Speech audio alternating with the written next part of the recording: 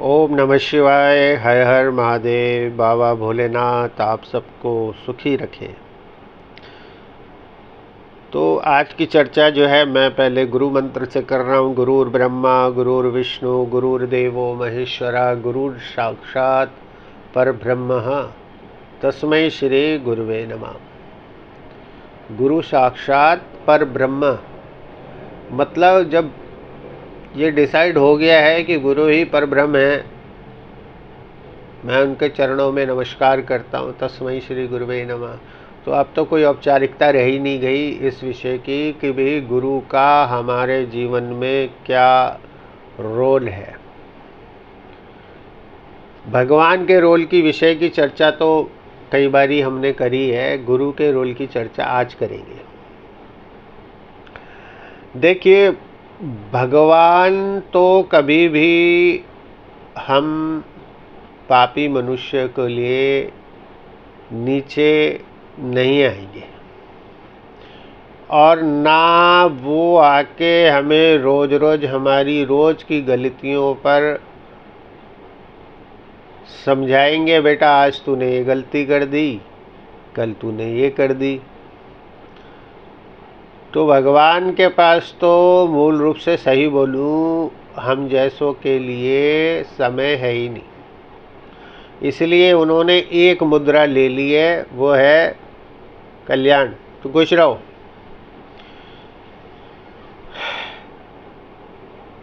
भगवान ने ये मुद्रा क्यों ली है? क्योंकि मनुष्य इतना निष्ठुर है, मनुष्य इतना लालची है कि जब भी जाएगा भगवान के पास मांगेगा ही। जब भी जाएगा, भगवान मेरा ये कार्य करवा दो, भगवान मेरा ये कार्य करा दो, भगवान अब 5 BHK मेरे को दिलवा दो, भगवान पेंट हाउस दिला दो, भगवान संतान दिलवा दो, भगवान जो भी है मांगता ही रहता है, मनुष्य की आदत है। तो भगवान ने ऐसा कहा कि भाई जब इस बच्चे को जन्म दिया है, माँ के गर्भ में भी मैंने 9 महीने इसको पाला है, सांसें दी है। अब चाहे एक CAT कैट सीख गया, चाहे BAT बैट, चाहे DOG डॉग सीख गया है, लेकिन है तो मेरा ही। तो अब इसकी भौतिक सुखों की जो लिस्ट है ना, वो पूरी हो जाए तो ये जब भी मंदिर आएगा तो मैं एवं मस्त हो जाओ, कल्याण, खुश हो जाओ, बड़ी बड़ी गाड़ियाँ लो, मकान लो, खुश हो जाओ। मेरे पास तब आना जब तुम्हारे पास समय हो, ये भगवान कहते हैं। क्योंकि इस संसार में सबके पास सब कुछ है, केवल समय ही नहीं है। तो खैर, तो भगवान ने 2 चीज़ों की उत्पत्ति तो बहुत अच्छी करी। वो ये कि एक तो गुरु की, अच्छे गुरु की, ज्ञानवान, जो कि मनुष्य को संभाले। भगवान का आधा कार्य उन्होंने कर दिया। आने बोला भैया आप जाओ गुरु बनो, इस बच्चे को देखते रहना, ये जब आपके चरणों में आ जाए इसको सद्गति प्राप्त कराना, इसको समझाना कि भाई ये अच्छा है ये बुरा है, ऐसा मत कर, ये कर वो कर, बाकी इसके कर्म हैं, ठीक है ना। अगर ये करेगा तो ठीक है, नहीं करेगा तो गुरु भी क्या करेंगे। लेकिन भगवान ने बोला आप ये डिपार्टमेंट संभाल लो। दूसरा जो है वो ये है कि 9 ग्रहों की उत्पत्ति जो ब्रह्मांड में है, मुख्यतः 9 ग्रहों की उत्पत्ति। वैसे तो बहुत सारे ग्रह हैं, जिसमें सूर्य, चंद्र, मंगल, बुध, गुरु, शुक्र, शनि, राहु, केतु, ये 9 ग्रह। सबको ये बोलते हैं सर्वे ग्रहा शांति करा भवन्तु, रुष्टा ग्रहा शांति करा भवन्तु।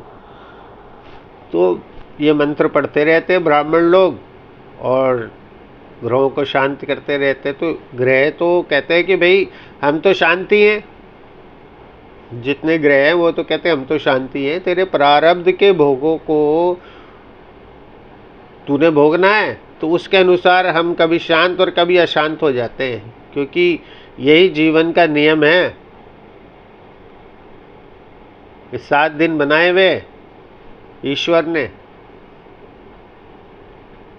रविवार, सोमवार, मंगलवार, बुधवार, गुरुवार, शुक्रवार, शनिवार, ये 7 दिन, ये 5 नहीं 7 दिन। तो 7 दिन में एक ही दिन कोई ऐसा होगा जिस दिन कोई भी मनुष्य या कोई भी जन्म लेगा, और कोई उन 7 में ऐसा वार होगा, एक ही दिन होगा जिसमें वो जय सिया राम मुक्ति पा जाएगा। तो ये जो शरीर है इन 7 दिन में है, किसी एक दिन जन्मा है और किसी इन 7 दिन में एक दिन मर जाएगा। ये जीवन का सबसे बड़ा सार है। 8वां दिन होता ही नहीं है और ना होगा। तो ग्रहों ने हर इंसान के अच्छे और बुरे फलों का जो पूरा बनाया हुआ है खाका, उसके अनुसार मनुष्य दौड़ता रहता है जीवन भर। जब राजयोग चलता है तो उसके बराबर तो फिर वो चक्रवर्ती सम्राट बन जाता है मनुष्य, वो नीचे देखता ही नहीं है। तो बस 5 उंगलियां घी में। और जब दरिद्र योग बनता है तो वो ऐसा मासूम और विक्टिम बन जाता है कि भगवान तंग करना शुरू कर देता है मंदिर जाके। हो भगवान मेरे साथ ही ऐसा क्यों हुआ, मैंने क्या बिगाड़ा था। तो वस्तुतः ये मनुष्य की प्रवृत्ति है, इससे हमारे को थोड़ा सा ऊपर उठना चाहिए। कष्ट हैं, आएंगे जाएंगे, परंतु मूल रूप से अगर हमारे पास एक अच्छे गुरु हैं और एक अच्छे मेंटर हैं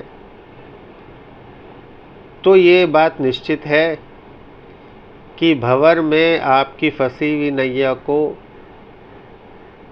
भगवान रूपी गुरु पार लगा देंगे, ये निश्चित है। तो इसलिए गुरु का होना परमावश्यक है। और भगवान में समर्पण की भावना, आस्था। भगवान में आस्था कैसी हो? देखो, हम मंदिर जाते हैं, भोग लगाते हैं, पंडित जी ने मंत्र पढ़ा, भोग लिया, आपको दे दिया, आप गए, आपने सब भगवानों के आगे मत्था टेका, प्रणाम किया, प्रसाद लिया, घर आ गए। तो मंदिर जाना, प्रसाद चढ़ाना, ये आपका कर्म है। भगवान से ताल्लुक बनाना,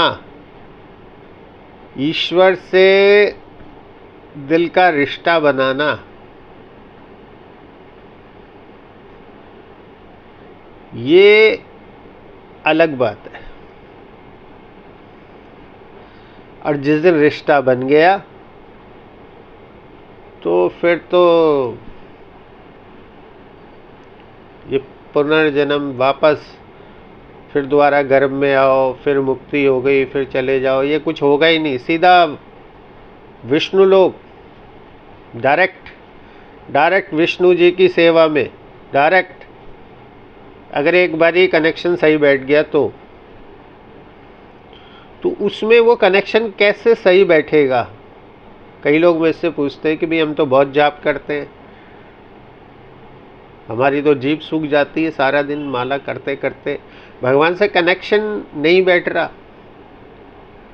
मतलब भगवान, मतलब मन नहीं लगता। एक कहने का तात्पर्य उनका ये है कि भगवान नहीं क्षमा चाहता हूँ। तो भगवान में, ध्यान से बात सुनना अब आप, तो भगवान में कनेक्शन कैसा चाहिए भगवान से जोड़ने का? जैसे एक माँ होती है ना, बंदरिया, उसका जो नवजात शिशु होता है ना, वो उसकी छाती पे चिपकाए रखती है। ध्यान से सुनना आप, भगवान से कनेक्शन कैसे जुड़ना चाहिए और कैसे वाला होना चाहिए। तो एक जो नवजात शिशु बंदर का होता है वो अपनी माँ के छाती से चिपका होता है, वो पेड़ पे चढ़ती है उतरती है क्षमा चाहता हूँ, तो वो अपने साथ रखती है अपने शिशु को छाती से चिपका के, और वो शिशु बस देखता रहता है इधर इधर इधर इधर, छोटा, आपने देखा होगा फोटो में वीडियो में। तो जब वो माँ एक वृक्ष से और दूसरे वृक्ष में छलांग मारती है, एक वृक्ष से दूसरे वृक्ष में छलांग मारती है, तब भी वो बच्चा उसकी छाती से चिपका होता है। तो वो जो बच्चा है उसके मन में ये भय नहीं होता कि मैं नीचे गिर जाऊंगा, वो देख सब रहा है, उसको ये अच्छे से पता है कि मेरी माँ जो है बिल्कुल कूदेगी और दूसरे वृक्ष पे जाके बैठेगी। तो वो जो शिशु का समर्पण भाव है ना कि माँ मैंने तेरे पे छोड़ दिया, वो समर्पण ही चाहिए ईश्वर को। अगर वो समर्पण आ गया तो फिर तो बात ही खत्म, फिर कुछ कहने के लिए रह ही नहीं गया। तो वो वाला समर्पण चाहिए जिसको बोलते हैं ना कि बस आँख मीच के, जैसे प्रसंग महाभारत का है, जब चीर हरण हो रहा था तो दुशासन खींचे जा रहा था, तो वो बोल रही थी हे गोपाल मुझे बचाओ, हे गोपाल मुझे बचाओ, हे गोपाल मुझे बचाओ। परंतु जब अंतिम सिरा आ गया चीर का, साड़ी का, तो पहले तो उसने एक हाथ से साड़ी को पकड़ा हुआ था, दूसरे हाथ से दरखास्त लगा रही थी हे प्रभु आ जाओ, हे कृष्ण कन्हैया गोपाल आ जाओ, बचाओ बचाओ बचाओ।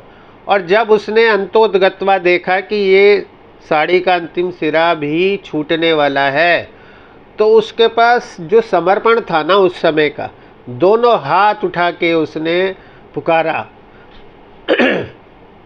हे राधा माधव, हे कृष्ण कन्हैया, हे बंसरी वाले, अब तो आ जाओ। तो वो जो समर्पण था विश्वास का कि भी मेरे को अगर कोई बचा सकता है तो स्वयं कृष्ण भगवान बचा सकते हैं, मेरे राधा माधव बचा सकते हैं, राधा रमण बचा सकते हैं। तो वो जो द्रौपदी ने समर्पण किया उस समय का, तो एकदम तुरंत क्या हुआ चमत्कार, वो खींचता रहा साड़ी को, साड़ी खत्म ही नहीं हुई, वो थक गया। तो ये वाला जो समर्पण होता है ना वही भगवान को चाहिए, इसमें छल कपट ये नहीं चलता कि भगवान मतलब मेरा ये कार्य करा दो मैं भंडारा कराऊंगा या कराऊंगी, भगवान आज मेरा जन्मदिन है तो ये लो बेसन के लड्डू खा लो। तो हम लोग वस्तुतः जो हैं इतने मनुष्य, इतना हम खासकर सनातनियों की बात कर रहा हूँ कि हम तो रोज मंदिर भी नहीं जा पाते, मतलब मंदिर के आगे से चले जाएंगे लेकिन मंदिर के अंदर भी नहीं जाते,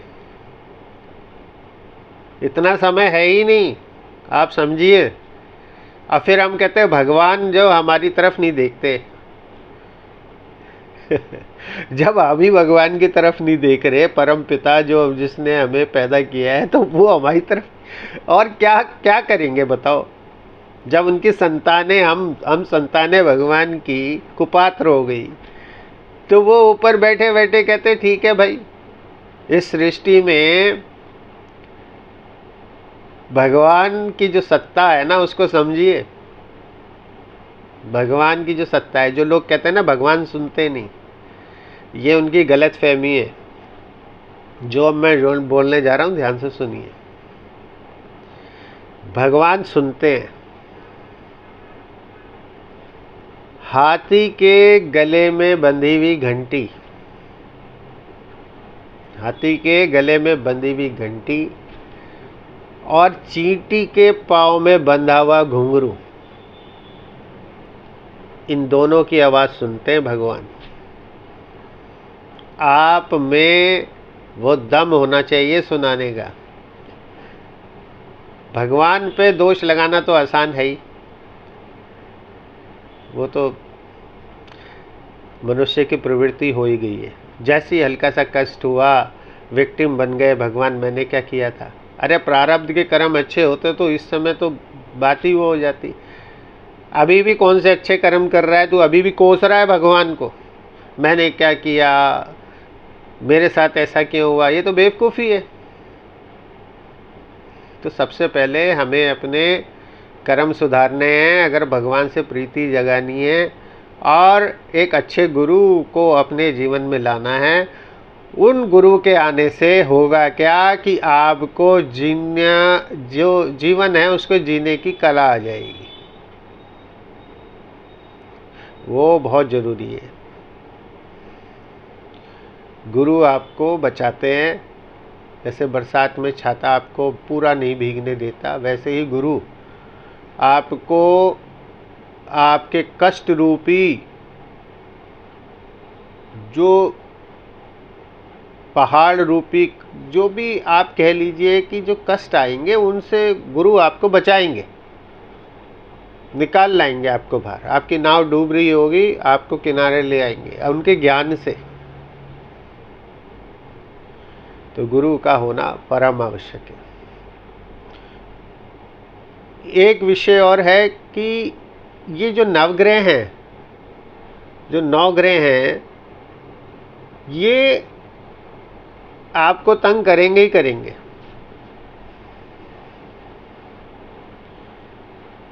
तो इन ग्रहों को तंग करने की आदत है। आप उन नवग्रहों को शांत और उन नवग्रहों की पूजा करने की आदत डाल लीजिए।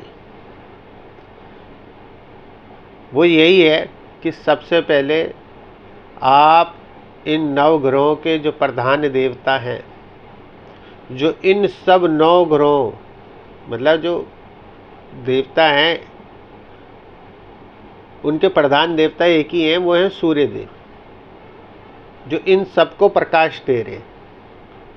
इनकी अपनी लाइट तो है ही, लेकिन अगर सूर्य उदित नहीं होंगे तो अंधेरा ही अंधेरा है सारी तरफ, ये आप भी जानते हैं।